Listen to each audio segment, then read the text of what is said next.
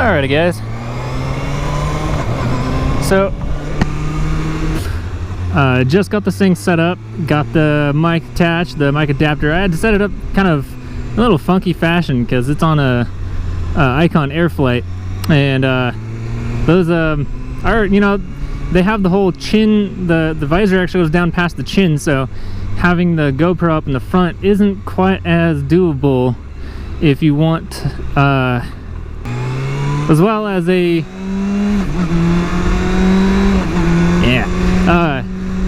anyways, as well as a, you know, a good front person view of my my ride. But you know, some things don't always work out as perfectly as you wish they would. But yeah. Anyways, what's up, everyone? My name's Covert Trickster, and I am doing my first moto vlog right here. Yeah, so I am really new to this. I actually had a video up that so far has, I saw a little, you know, more than 8,500 views.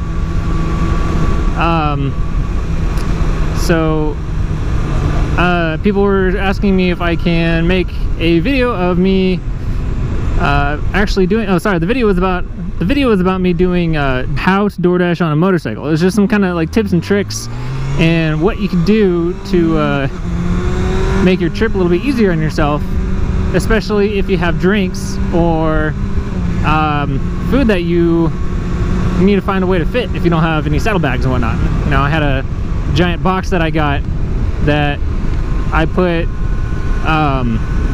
some little trays in there to help keep stuff up, and that stuff helped pretty well actually. So what I was thinking about doing eventually is making a video of me DoorDashing and actually showing you what I do, but let me tell you now, I am 3 bikes away from the one that I was using when I was DoorDashing on my bike.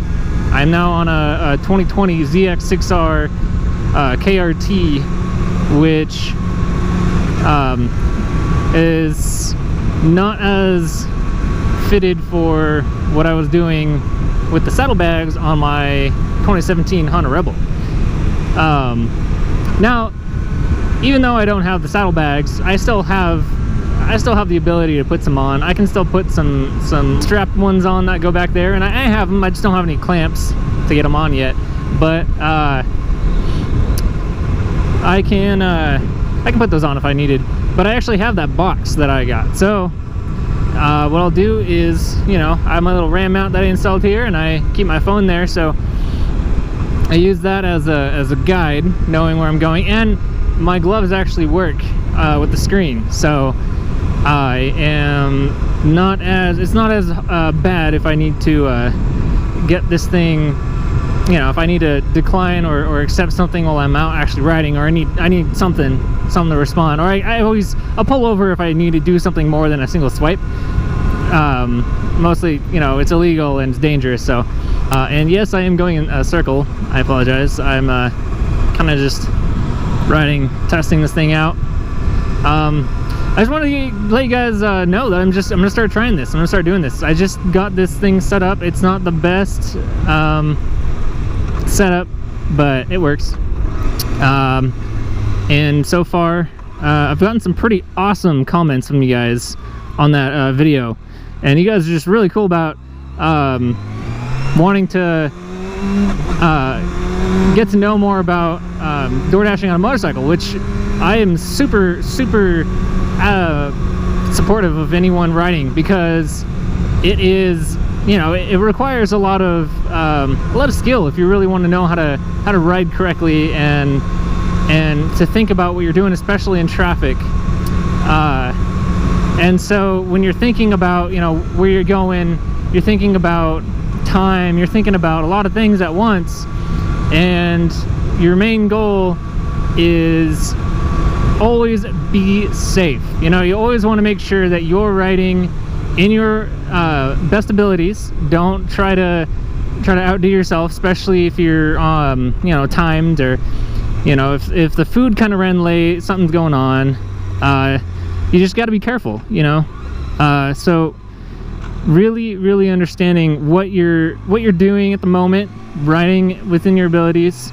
And lane splitting here in California is a beautiful thing, but you still have to be really careful. You know, you don't want to spill your food, of course, but you definitely don't want someone to open a door on you while you're out riding, doing a delivery, and there goes the rest of your, you know, there goes your bike, there goes the, you know, so many things can happen.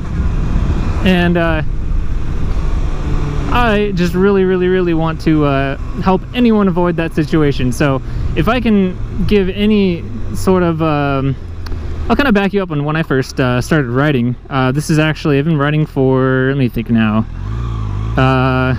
2 years now, a little over 2.5 years.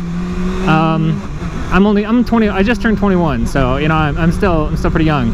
I got my first bike in 2017. It was the Honda Rebel, and I as soon as I got the bike, I just went. I had to go to class the next day. The bike showed up, and I just went with it. I was like, I took the training, I'm good, and I got on the Rebel, and I just take off for class the next morning. And my dad was surprised. He was like, "Wait, you really took it?" And I was like, "Yeah, I have to learn somehow." And you know, sure enough, I got there.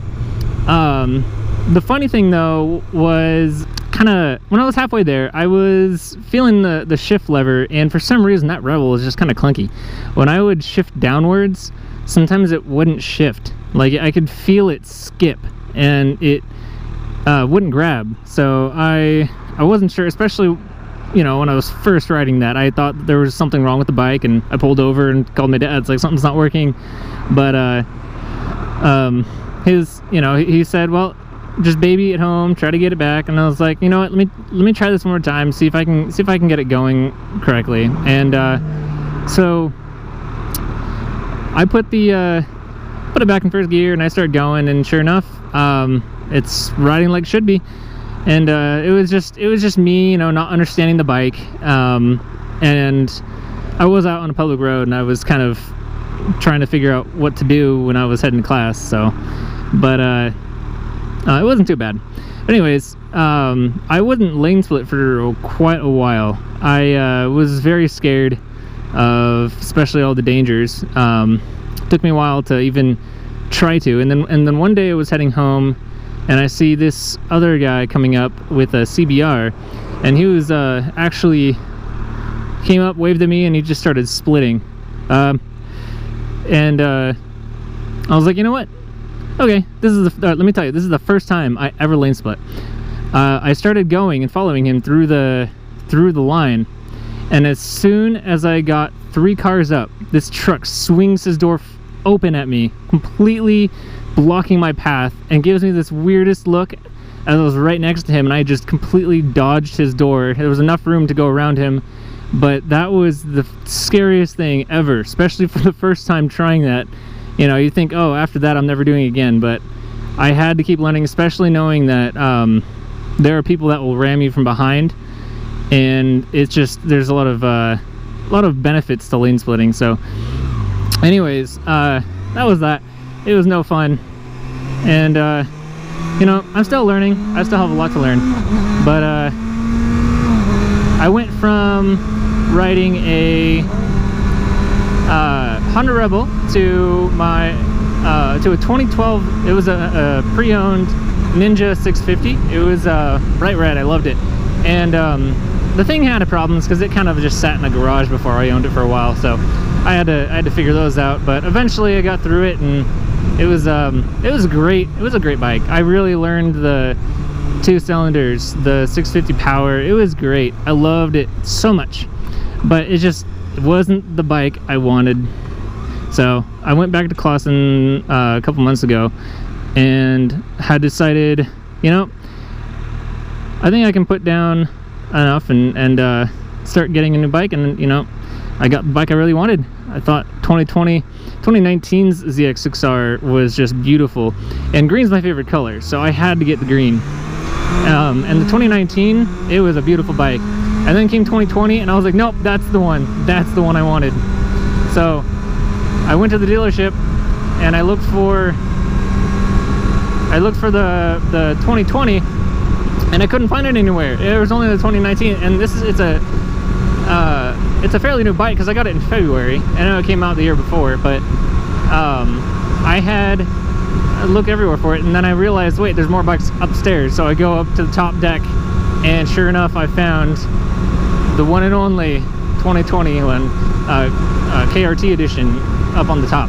So I had actually test rode the orange one that was on the floor, and came back and said, yep, I'm getting the one up there. And so here it is. It's been such an amazing bike. I've only ridden ever since, you know, the whole shelter in place stuff. I'm a daily rider, so I go back and forth between work, and since the whole shelter in place, I just haven't gone anywhere because my work's at home, everything's at home, and I wasn't working for a month, so I wasn't making any money. So I was thinking, all right, I just need to save as much as I can, and then finally decided I'm gonna get back on it and just ride up in the mountains a lot, and just have some fun and learn. So I was looking back on my YouTube channel. I was getting some comments, and you guys were all saying that you wanted me to make that video about door dashing on the bike. And so I was like, okay, I have all the gear for a moto vlog setup, but I just haven't put it all together because it was a little complicated. And then finally today I put it all together, and sure enough, here it is. So hopefully this works. You know, if I'm talking to nothing and you can't hear me, then this was kind of pointless, but you know, it was fun. But yeah, so you know, a little bit about me. I'm thinking about doing a review of this bike, so I'll do a full video kind of showing off the bike, the things I've done to it so far. I haven't done too much. I haven't done anything internal, just additions on the outside, but just, you know, the usual stuff you get when you first get a bike. And then I'll do that video for door dashing. I'll show what it's like with the backpack on, going around here in Fresno, going from restaurants. Not sure how long it's going to be, but I'll make sure it's not too long. Make sure I get enough tips out there for you guys, and it'll be cool. That'll be really fun. I'll have fun making it, and I hope you guys enjoy it. But if this thing is actually going to work, then I'm going to be absolutely happy, and this thing's going to be beautiful.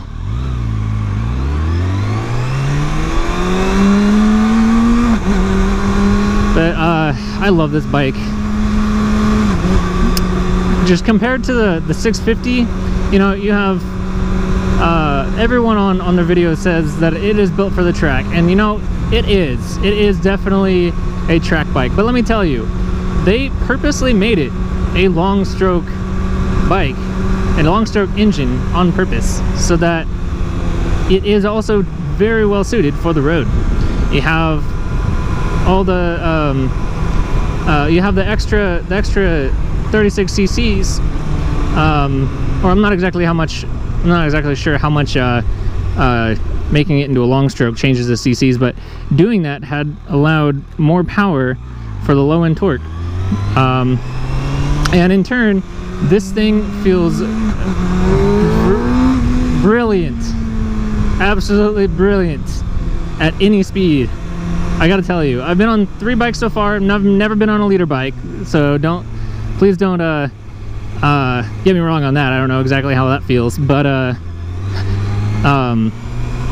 when I ride this bike, I do not feel like I'm missing anything. I love the power and the feeling of this bike. There's just nothing this can't do for me. And I can get off the bike and, you know, kind of just rest for a minute after about 100 miles. I you know, and get right back on the bike and feel like I didn't ride at all that day. You know, I'm pretty good at recuperating, and my muscles don't ever really feel super sore. I love these bikes. You know, they are built for speed. I don't go crazy at all, but I do plan to go on the track eventually, And when I do, oh, I plan to open it up. No doubt about that. So,